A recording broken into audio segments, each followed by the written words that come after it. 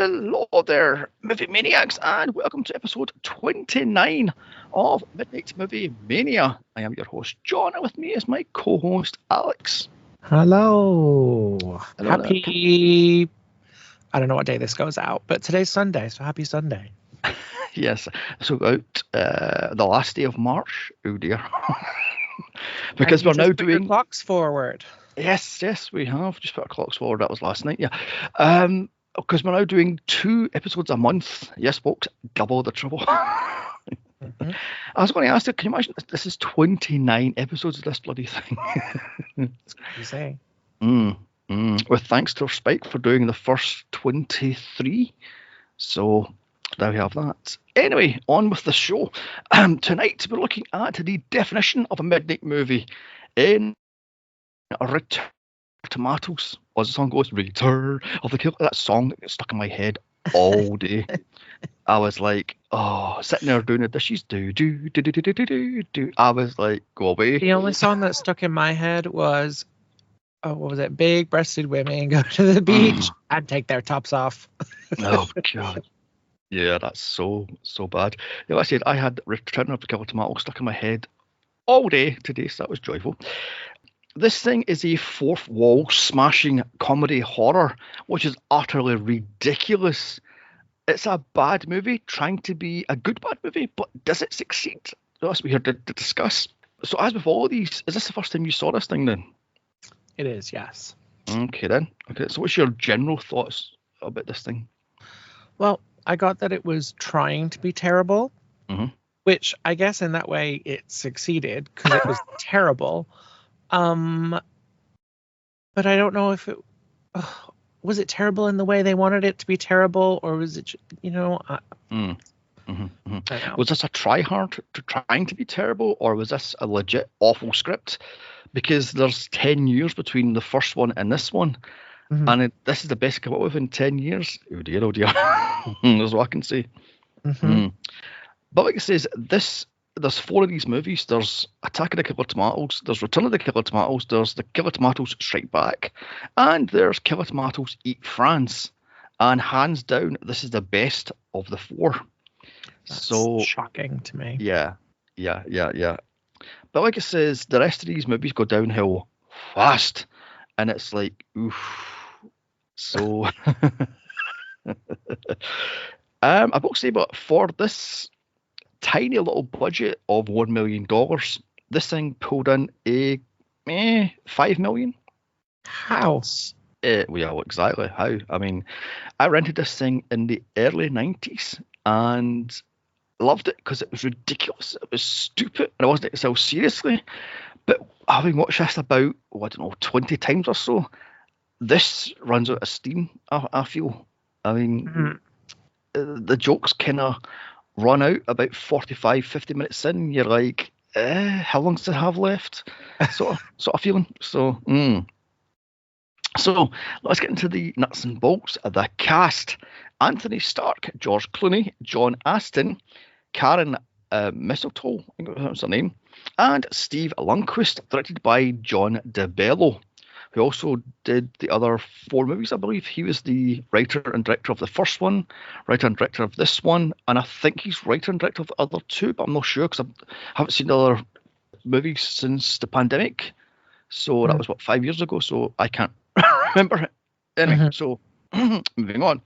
The plot, here we go. The plot, sweet mother. 10 years after the events of part 1, the world, if not America, has banned tomatoes.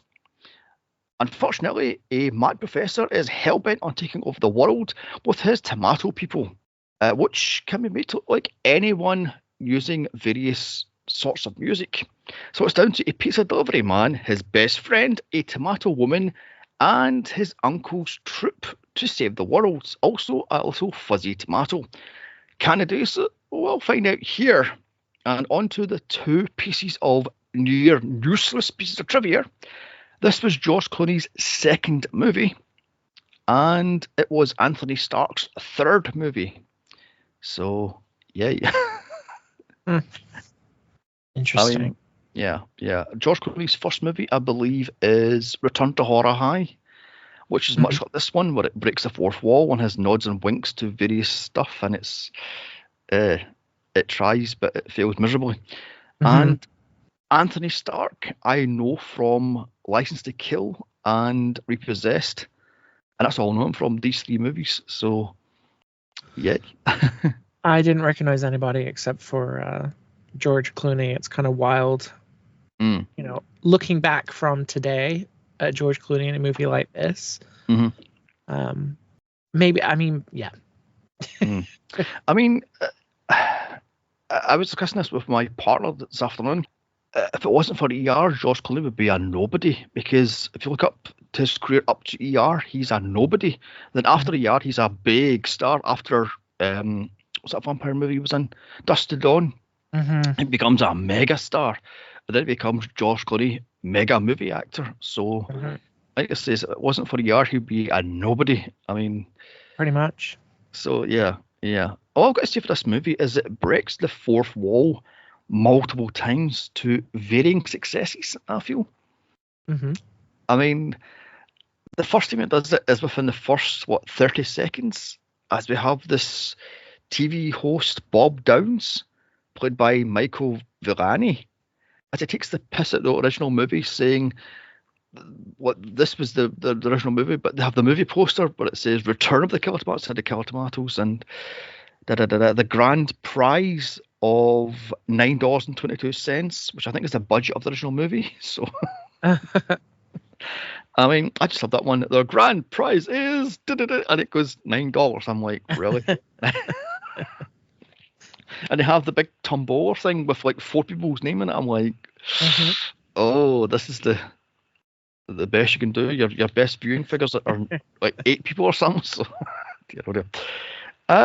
so inside his grand secret hideaway, which is a painting of a house, which I love the fact they have a painting of a house as his as his hideaway. Dark smoke coming out the chimney. Yes. We meet Professor Gangrene, played by John Astin. He is the original Gomez Addams from Addams Family. Oh. So the TV show that is. So that's his claim to fame. And his Igor, played by Steve Lundquist, which I believe he was a diver or a swimmer in the 80s. So he broke into acting doing this movie. He's making Tomato People, which we have to discuss. This is weird. Using science, quote unquote, science. Read that as bubbling multicolored liquids, because of course that's how science works. I mean, bubbling liquids and test tubes and the such. Another fourth wall break as he laughs straight down the camera that his tomatoes actually work. He makes a tomato turn into a Rambo-esque character, and then back to the tomato, and he goes, "It works, the world domination!" And it's like, oh my god. And we're 50 seconds into this movie, or a minute into this movie, and we have this. I'm like, oh, sweet mother. Oh my god. Also, here we meet Tara, played by Karen Mistel. She's a female tomato person, but she yearns for freedom, so she escapes. And I'm going, so what is she? Is she a sex slave / housemate? Because seems to be. She's basically doing all the housework, but she knows 162 different sexual positions, including one with a tuning fork and lawn chairs and what the hell it was, milk bottles. I'm like, get in. And I've got down here, cue the earworm song Return of the Killer Tomatoes, as it shows what happened in the original movie. The Killer Tomatoes will rise up and they try to take over Earth, and it's down to what's his name? I've got the guy's name now, to try to stop these tomatoes, and it's ridiculous. My God! But I mean, you think this movie was cheap. The other one was made on a budget of, I think it was $250,000. Oh wow! So this is $1 million. So wow. So speaking of which, in his pizza shop, we meet our hero, quote unquote hero. Wilbur Finletter, played by Jai Stephen Peace, or as he called himself, Rocky Peace, because That's funny, Rocky piece. I mean, but as he polishes the newspaper clippings he's kept from the headlines that he'd done 10 years earlier. We also find out what the United States has banned tomatoes, if not the entire world. It's not quite clear about that. It's talk about the UN or NATO are lifting the ban or something like that. So it's kind of sketchy, but we know it's banned in the States anyway. So yeah. I mean, and of course we have to talk about this: the gross pizzas with toppings such as peanut butter, chocolate sauce, sardines, and gummy bears, all topped with a marshmallow because you can't have tomato paste. So, yay. And these things look disgusting, frankly. I mean, I don't think I saw them actually baking anything, so I'm not sure what the dough is about. As I said this afternoon, I says they're uncooked pizza bases, so that'll be disgusting. Yet they're crispy, like they've been cooked. So I'm like, or they pre-cooked and you just smother on the cold toppings and it's gross, just gross. Also, can we talk about, I love this one, the non-branded Coca-Cola and beer and other non-branded stuff, because this is how you can tell you're in the 80s when you've got beer, because beer is used in Roger Corman movies, in trauma movies, or in any low budget movie. They have beer, the white can with beer on it, so it's like beer, and that's how you can tell you're in a bad movie if it comes up with non-branded generic beer. I mean, it's just ridiculous. So also in here we meet Chad, played by Anthony Stark, and he's the nephew of the hero from the previous movie. He's the shop's delivery boy, and I'm going, you're using a scooter to deliver pizzas with no helmet. Shouldn't you be wearing a helmet? I mean, he delivers a pizza to Tara and Professor Gangrene's house, which is crawling with muscled Rambo types, and boom, he's in love, because that's how that one works. I mean, and I've got to hear the boyfriend says this would be me if I was an evil genius, having my place surrounded with shirtless muscle guys all armed to the teeth. It's like, how dare you? That's slander. I mean, that's, oh dear. So back in the shop, we meet Matt, played by George Clooney, and he's Chad's best friend. I've got down here, I cannot stand George Clooney as an actor. He just comes across as smarmy and greasy and slimy and trying too hard to be cool, and it kind of doesn't work. It just turns my stomach. I mean, I know he's sort of as a great actor, but to me, he's just a skis bucket. I mean, I just can't stand Clooney as an actor. In anything he's in, I can't stand him as an actor. He just slimes off the screen to me. I mean, so what do you think about Clooney as an actor? I think kind of in those years where he was becoming popular, I kind of saw him as he was always the same person. He was always just George Clooney in the movies. But then I think, well, I mean, he hasn't changed all that much, I would say, but I think we've just come to accept it. Yeah. He's like Ryan Reynolds. Ryan Reynolds plays Ryan Reynolds in everything he's in, but Ryan Reynolds does it with a bit more tongue in cheek. Clooney does it as smarmy and skeezy and slimy and trying too hard, and it's like, no, just go away. You're trying to be Frank Sinatra and you're failing miserable, mate. Just go away. I just like Clooney. I taught him it, and they goddamn coffee adverts. I can't stand these stupid coffee adverts. So go away with your coffee and piss off. I mean, terrible actor. I mean, I might get shite for saying that, but I can't stand Clooney as an actor. I mean, I don't mind. Even when he's playing Batman, he's basically just George Clooney in a terrible outfit, going, "Look at me, I'm Batman. Look at my Bat card." It's like, oh, piss off, you sad wannabe. Stand in the corner and face the wall, you pathetic. Moving on. Anyway, so cue padding, and I swear to God, this movie has more padding than a bloody room full of drag queens.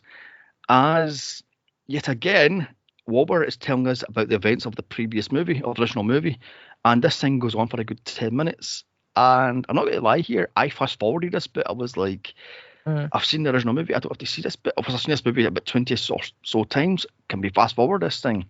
But the amount of padding in this movie, it's like, wow.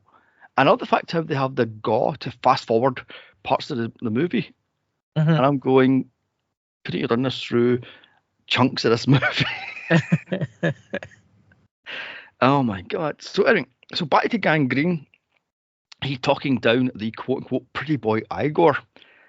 And here we meet FT, aka Fuzzy Tomato, or Furry Tomato, what the hell it's called, which Professor Gangrene throws away because it's a quote unquote genetic mistake, and he doesn't want it to mix in with the other tomatoes because the whole bunch would be turning into these fuzzy, useless little, what the hell they are, dog, intelligent, what the frick it is. Tara keeps it as a pet dog. Okay then. I mean, okay then. I just love the fact that it looked like a 90s red nose from Red Nose Day, the fuzzy red noses, especially when it hit the garbage truck and it splattered in front. I was like, oh my god, it's a red nose. So I just love that thing. Although I've got to say, that thing is kind of cute. Is it just me? It's the best part of the movie. Yes. It's trying to be a Mogwai. It's trying to be the cutesy thing, but I don't know if it's cute enough to save this movie. So back to Matt, and he's being a skeezy slime bucket. Of course he is, as he's setting up with dozens of women to quote want a date with Rob Lowe. Now, would that work? Would you have women lining all around the block to meet Rob Lowe? I mean, back then, well, maybe even today. I don't know. And I've got in here, I have the feeling this is what George Clooney would do in real life if he wasn't married.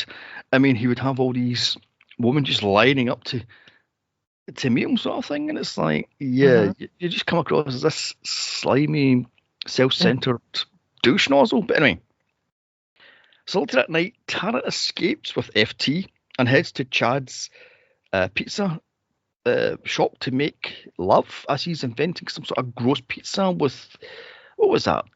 Tomato, no, it wasn't tomato, sorry, chocolate sauce and peanut butter and what the hell it was. I was like, who's going to eat that in their right mind? I've seen the other one they made. What was it? Strawberry jam, coconut, and anchovies. I was like, maybe the strawberry jam and coconut, I would give it a go, but not with anchovies because that's just disgusting. Yeah. And I also have one, what was it? Double pepperoni, gummy bears, marshmallow, and some sort of sauce. I'm going, that is disgusting. I mean, could you imagine your stomach after? Oh, so gross. So the next morning, Matt comes home to find Chad with Tara, as Tara's in the shower, and of course he takes time to perv on her instead of handing her a towel because, again, he's a slime bucket. And he is over like a bad rash, and he's kind of jealous at the fact that Chad has this gorgeous woman and he doesn't. He's got some Playboy cover girl or something like that later on in the movie, which is a complete nobody. So Gangrene finds Tara is missing, so sends out Igor to look for her, which he does in a ridiculous garbage truck painted to look like a TV news van. Yeah, because that's discreet. I'm going, because the joke is he's a wannabe roving reporter because he wants to be famous and he sees himself as, I don't know, pick up TV news host sort of scenario. I love the fact he's got a shrine to Barbara Walters on his wall. Oh, is that who that was? I think that's supposed to be Barbara Walters. I'm not sure who that was, but I'm guessing Barbara Walters. And oh my god, it's just the jokes are kind of lame here. As interviewing a teddy bear, and on the wall he's got like clocks and the various time zones, and they're straight upside down because of course it is. Las Vegas doesn't have fingers rather or hands rather, because there's no clocks in Vegas because time doesn't exist in Vegas, because that's funny. I mean, oh, the jokes. Dear, oh dear. So, Igor even heads to jail. This is what I don't get. He heads to jail to tell Colburn, played by Ian Hunter, he was the bad guy from the original movie, that Professor Green will break him out on Thursday. He then buggers off again. I'm like, what was the point of this? Couldn't you have called him? I mean, dear, oh dear. So cut to a date with Chad and Tara, and I've got to say I'm getting Naked Gun from this, but as they're on a beach and they end up in a sex shop for some reason, she's into it. She's into with the whips and the chains and the handcuffs and the other guy's like, "Oh, I'm sheepish. I don't want to be in here. I'm terrified." And he goes, "That stuff's kinky. Kinky is wrong." And she's like, "But I love sex." And I was like, "You go, girl." So, and I've got to say, but the mime guy was annoying. The guy that was following me around the place doing all the mime stuff, I was like, "Yeah, you're funny for 5 seconds, but you dragged this out for about 10 minutes." I'm like, no. And I've got to say, they go to an organic store where in the back some guy is selling illegal tomatoes, which I love. He's got like the trench coat with the tomatoes and the salt shaker, and he's going, "Do you want to try these beefy tomatoes?" I'm like, "Oh, Jesus. They're pure and uncut." Tomato salesman. Oh my God, so genius. But I love the fact, did you see the prices of the stuff, by the way? I love that one. They had a sign on a wall saying it was, what was it, organic orange juice, like $1.98 for a pint. I'm going, in 1988, that was ridiculously expensive. Oh my God. So anyway, so Chad and Tara have an argument over tomato rights, because the joke is she's a human tomato and he hates tomato because his uncle's a freedom fighter for the tomato things and blah, blah, blah, blah. And have a fight about it. And I'm going, shouldn't you twig she's not human because she's got like fertilizer in the bathtub? She talks about eating food. I'm going, plant food. I'm going, shouldn't you have twigged she's not human? It's pretty obvious. Yeah. I mean, I know she's supposed to be hot and stuff, but I'm going, she's clearly a plant or a fruit rather. So, Anyway, so that night at dinner, because this relationship is a great success, I mean, she turns into a tomato as a guy plays a violin to her. And this causes absolute chaos, and the restaurant exits out within about 5 seconds. Back comes Chad because she spilled water on him because he was slagging off tomatoes, and she goes, "Oh, tomato rights," and she has, what powers does she have? Telekinetic powers? I mean, she's turned back to be human from the musical chiming of a clock, because she would be absolutely jiggered in this society as music is playing everywhere. So, I mean, all the fact how she has to walk around with noise cancellating. Yes, the big headphones. The big headphones. I just love that one. I mean, oh dear. She's back to being human. And like I say, there's a panic. The restaurant empties out, and they have one woman who's getting interviewed with some TV roaming reporter, and he basically calls her a fat cow. I'm like, oh my God. You couldn't get a date on a Friday night. It's like, oh dear God. But my husband died in the Great Vegetable War. That was 10 years ago, love. Can you get another boyfriend? It's like, oh jeez. Jeez. And of course, Igor sees that and he goes, I'm going to be that one of these days, because, oh dear. So, Chad and Tara leave. I've got to say, in the world's smallest sports car. I mean, jeez, what was it, a Noddy car? I mean, Jesus. That's ridiculous. Igor gives, quote unquote, chase in his truck because we're 25 minutes in. I haven't had a car chase yet. I'll fix it, as he crashes immediately into a stack of... The world's shortest car chase. Yeah. I mean, into a stack of cardboard boxes. I'm like, yay, because there's the budget right there. Yeah. Oh dear. So the next morning, Matt starts to notice that Tara's a little bit off here as she's making mountains of toast. I love the fact she's got about 8 breads worth of toast just lying. And she's listening to the farm report on repeat because she's a fruit. Do you get it? I mean, while FT chills on the windowsill. I love the fact how the little things like, then it's just sitting there. He falls off, and cue the ridiculous chase as he falls. I love this one, but he falls down the sewer. It scares the sewer. He then gets tossed out the sewer into, what was it, a truck that hits him, and then another truck hits him. Then he ends outside a clothes shop, which of course has, what was it, homo chic, the greatest thing in fashion. Oh dear. This causes chaos because they see a tomato and, it's a tomato, kill it, and all that stuff. Tara rescues FT and cue another chase as this thing's all fast forwarded because this is the start of the fast forward stuff. I'm going fast forward all of it then. Somehow they get away, and this is where Chad realizes she's a tomato and not a human. I'm like, really, mate? You were, what, about 44 minutes into this movie? You have the twig yet she's not human. So yeah. No dear. So Igor, well, of course, finds him like that in a huge chase scene all around the city. He managed to almost hit the lead actor. I'm going, yeah, because he then takes a call from Gangrene. Actually, that's later, sorry. He runs back to Gangrene, rather, to tell him where he knows where Tara is, and somehow Gangrene's playing Mr. Potato Head. Now, I read that this is the first time Mr. Potato Head is shown on screen. I'm going, that can't be true because Mr. Potato was made in the 50s or 60s.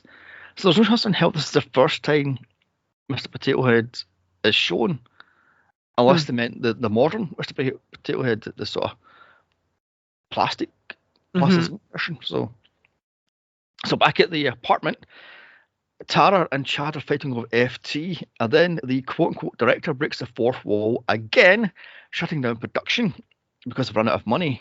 And cue Clooney saying, I know we'll use actual products to fund the movie because this is how it works. And I'm like, oh dear God. I love the fact how in the background you see a couple of the grips with a Playboy, and they're going, oh, they're reading the Playboy. I'm going, oh dear. And apparently the Playboy from one of the guys in the background is actually the Playboy where John Steve Lundquist was discovered. Oh. So there we have that one. So cue actual products being used such as cornflakes, Crest toothpaste, etc. And the next scene, Matt is upselling Pepsi, which I just loved. Yeah, well, first try some Pepsi.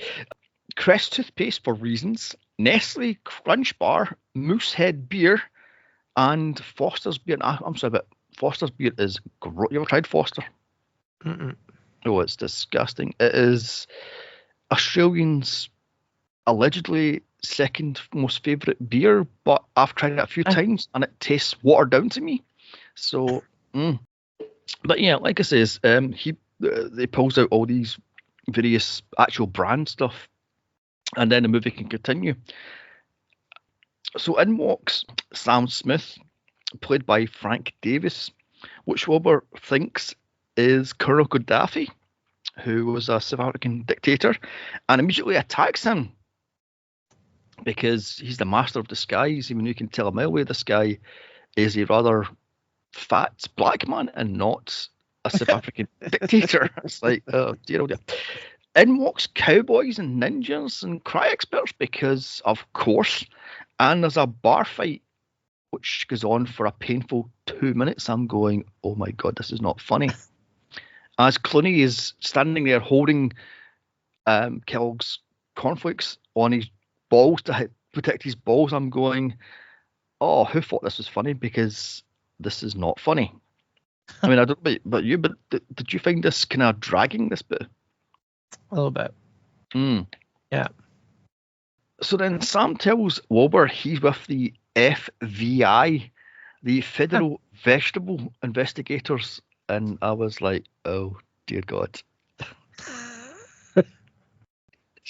Just ridiculous. He then tells him he's on the tail of Tara as she's a human tomato vegetable or fruit. So they know about these human vegetables then. So, okay then. How do they know about that? It's beyond me, but there we have that one. Chad spots Igor even outside, and Matt just shits over his idea, saying, "You're ridiculous. Not being followed by this blonde, 6 feet odd muscle man in his rather large black and red dump truck card. It's ridiculous." So Gangrene then calls Igor on his car phone to tell him to get more toxic waste so he can have more tomato people, which I love, by the way. I mean, God, how do you explain car phones to Gen Zs or even younger millennials? Basically, car phones were the mobile phones of the day, but they were inside the car, so the whole car was the phone, so to speak. Yeah, it's kind of wild to think about that now. Yeah. Anyway, so Chad then follows Igor to a toxic waste river, which I love the fact how it's called the Clear River housing estate. And there's a little kid fishing, and there's a dead fish in it. It's like, oh God, the bones of the fish. And it's like, oh my God. I've got to say, but the music here is catchy as hell. I was this close to stealing it for this podcast because it's so annoyingly catchy. But I decided not to because it might actually be copyrighted, so maybe not. So, what did you think about this part? Because I thought this is where it was starting to kind of drag, and the jokes were not as funny as they should have been, not as sharp as they should have been. I think so. This is probably around the part where I did actually fall asleep when I was watching it. Yeah. Like I says, as I said to my boyfriend this afternoon, this movie is trying to tie in with what was that place? What was that called again? Oh my god, because Class of Nukem High, because in that there's a power plant that leaks out toxic waste, and of course it's part of trauma, so toxic waste and trauma. But anyway, because it's trying to be that, and it's kind of feeling miserable. This movie is not as sharp. Did I say it as a trauma movie? And that's saying something because trauma movies are not sharp. So, So basically, Chad then follows Igor to Gangrene's secret house thing, and handily, he spots him doing his scientific experiments with the tomatoes as he makes human tomato people using a handy hole in the wall because, of course, there's a hole in the wall because why wouldn't there be? This is when he goes, "Oh my God! Tara's not human." Well, no shit, Sherlock. What gave it away? Oh my God. And here is Gangrene's plan to switch actual people with his tomato people so he can take over the world using his tomato people with such important people as the Pope, the President, and Michael Jackson. Kieran, I mean... Oh my God. So Chad runs home to tell Matt, but he's too busy watching full contact sailing, because that's a thing, while stuffing his face with chocolate and knocking back beer. And I've got down here, this guy is uninterested unless he can make a buck from it, or he can have something from it from himself. He's a selfish, egotistical arsewipe, frankly. And if I was Chad, I would dump his ass.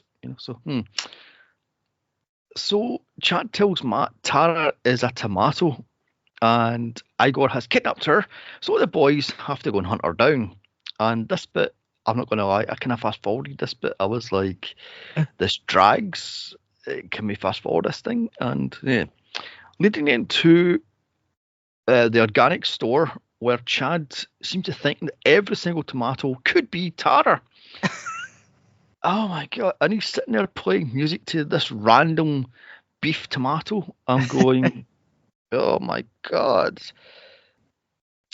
Oh my God. I was praying for this movie to end at this bit because I realised I've got like 25 minutes left of this bloody thing. Yeah. Help.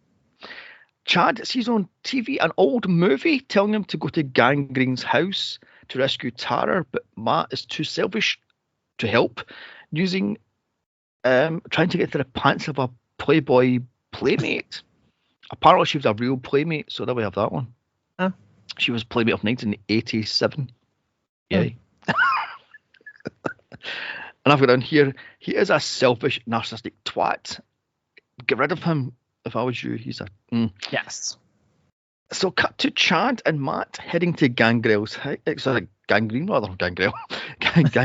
house on a handy-dandy Honda quad bike. Because that's funny, right? And they are, surprise, kidnapped. Mm-hmm. So it's down to FT to take a note to Wilbur telling him to get help. And this thing is, oh my God. So cue Wilbur getting his, quote, band back together again as to rescue his nephew and such. Meanwhile, in his lab, Gangrene Bond villain monologues his plan to take over the world using his tomato people to Matt and Chad, who's handily is sitting in what the hell that thing was, and they're going to get turned into tomatoes so he can make people into tomatoes and but don't you have to dip them in the toxic waste first? I don't know.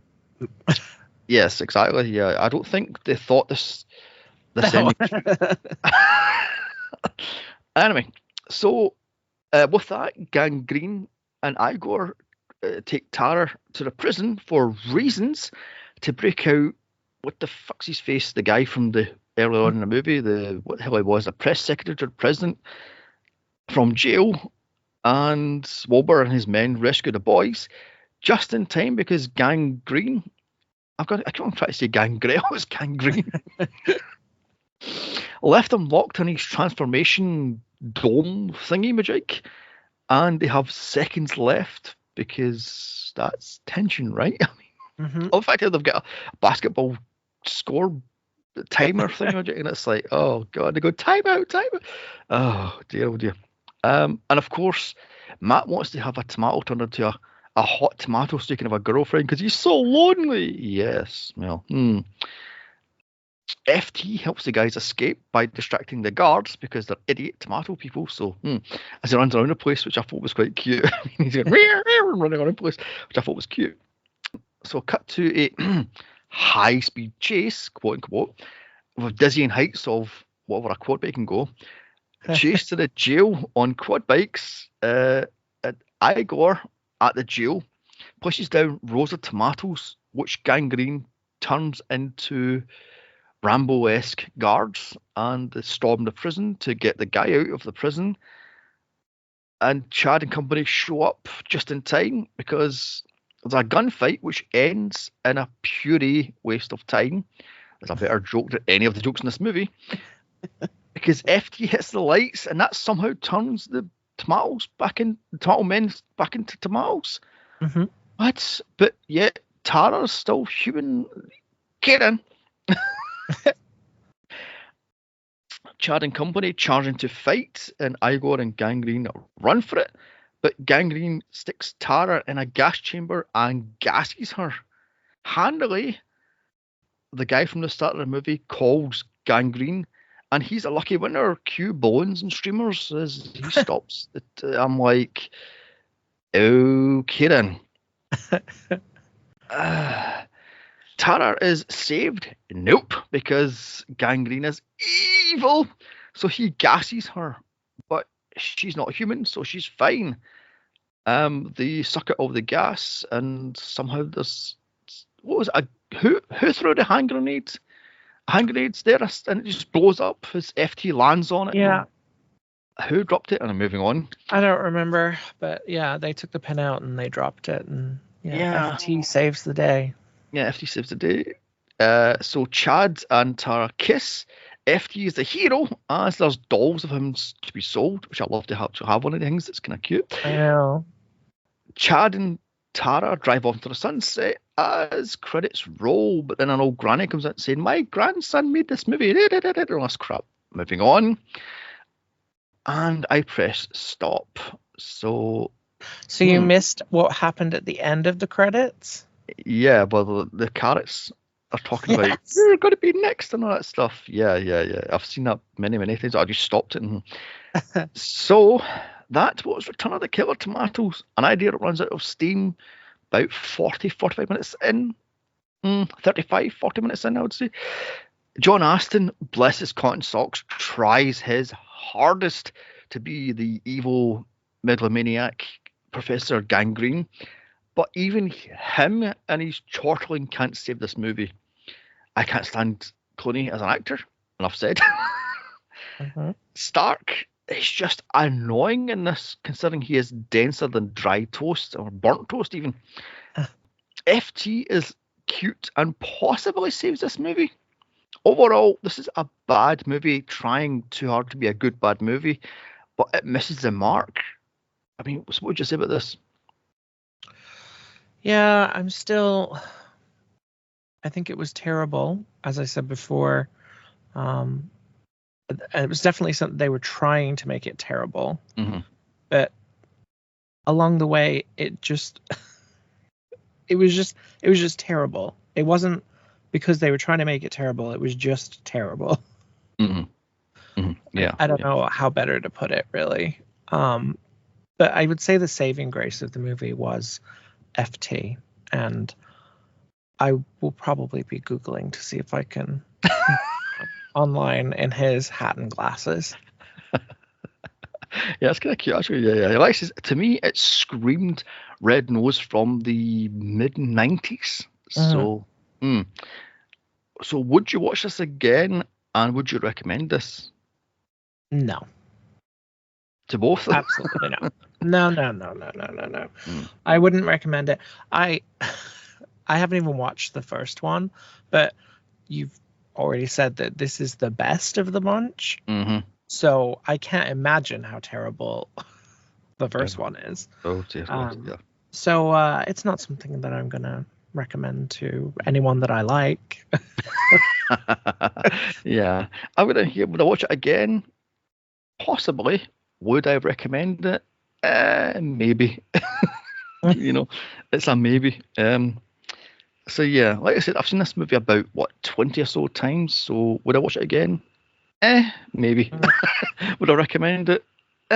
Maybe. So yeah. 20 times. That's a lot of times. Oh yeah. Oh my God. So next month's movie is going to be Jawbreaker, which I've never seen. So it's interesting. Fantastic. Which I found somewhere somebody described it as a prototype Mean Girls. Yeah, that's accurate. I would say it's definitely of the same school of like Mean Girls and Clueless and yeah, I would almost go as far as saying you probably wouldn't have Mean Girls without Jawbreaker. Okay then. That's been interesting. So I'll watch this next week and write up my little bits and bobs for it. So it's been interesting. Like I was saying, we're now doing 2 a month. So Alex has another, a few movies to pick. So do you have any thoughts on what you're going to do for April? I know we had discussed before, like Drop Dead Gorgeous. I think that was one that is that one that you've seen before? Yes, I've seen that several times. Yeah.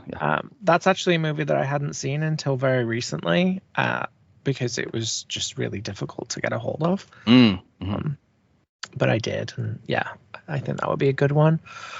Nothing else is like jumping out at me at the moment, but I'm looking forward to picking some movies that maybe you haven't seen before. I think that's really interesting. Okay then. Like I says, Alex is picking April, May, and June. So, yeah. You're in for a treat. However, if you want a movie, our listeners, that is, you can follow us on X at Midnight Mania Pod and pop it in a suggestion, and we'll eventually get around to it, because this one was suggested, oh God, a year ago. So, Oh, wow. Yeah, we'll get around to it eventually. Or you can Instagram us, Midnight Movie Mania Pods, and give us your suggestions, and we'll get around to them. You can also follow me on Instagram at Here's Johnny79, and you can follow Alex on Instagram at Mr_Alexander. Okay then. So like I says, April should be fun because I've heard whispers and rumours that Jawbreakers is ridiculously fun. Mm-hmm. So, as I said, somebody described it as a prototype Mean Girls. So I see Mean Girls, I don't know, about 15 times. So that should be interesting. It's fun. It's definitely a little bit more dark as well. Yeah. Okay then. I mean, from what I understand, it's described as Heathers meets Clueless with the undertone of Mean Girls. So yeah, that's pretty accurate. So yeah.